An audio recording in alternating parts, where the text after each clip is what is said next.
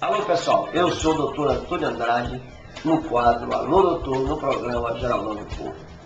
E dessa vez é para responder uma pergunta lá do bairro das Margaridas, a Estelita, que perguntou por intermédio de Geraldão, nosso grande artífice da comunicação popular baiana e brasileira.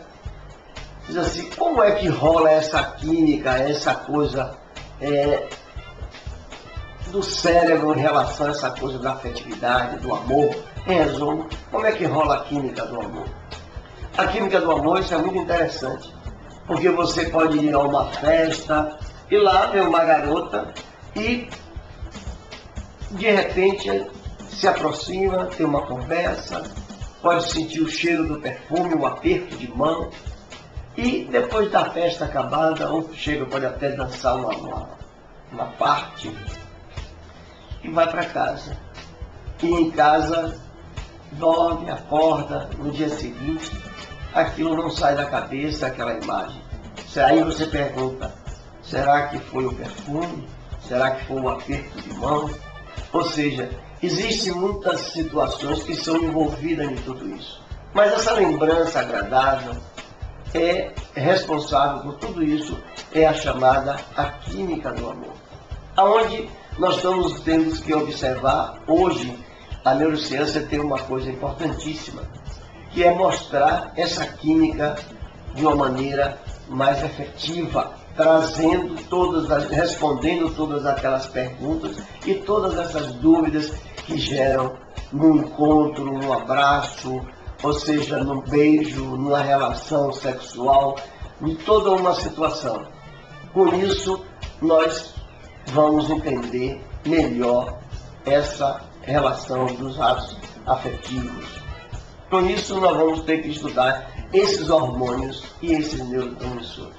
Então, de uma maneira mais prática, objetiva, nós vamos falar da testosterona, da oxitocina, da dopamina, ou seja, existindo outros hormônios. Mas esses são os mais principais envolvidos na situação do caso que nós estamos, do assunto que nós estamos abordando aqui para os senhores, e respondendo a pergunta lá do bairro da Margarida. Temos que lembrar para vocês uma coisa importantíssima. Qual é isso? Quando a gente vê uma pessoa, você tem uma estrutura no cérebro que vai dizer se aquela pessoa, aquilo lhe agrada, não lhe agrada, e mostrando para você que toda essa situação é uma situação importante.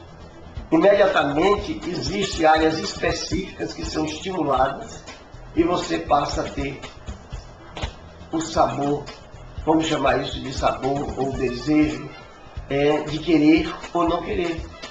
Mas o cérebro tem outra situação mais importante. Isso você pode passar o tempo, mas ele vai reter aquela memória, aquela imagem. Quando abraçamos uma pessoa, estamos liberando o chamado hormônio do amor, que é a ocitocina. Veja, isso tem um exemplo muito clássico no estudo da neurociência, em relação à mãe. Quando o bebê vai sugar o seio da criança, esse hormônio aumenta, porque quando você está sugando, a mãe está sentindo o prazer através de alimentação do filho, através da doação do leite.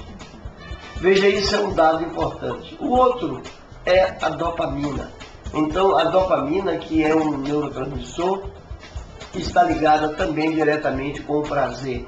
E ela tem estruturas cerebrais, que são lá o núcleo accumbens, que quando ela está em uma atividade, essa situação prazerosa se mantém. Quando essa alça, como é chamado, vai caindo a produção, você vai perdendo o interesse.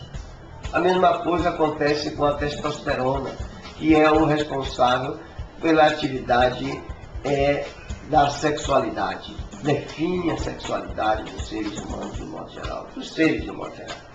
E também o homem tem dosagem maior do que da mulher e tem as áreas de produção dessa situação.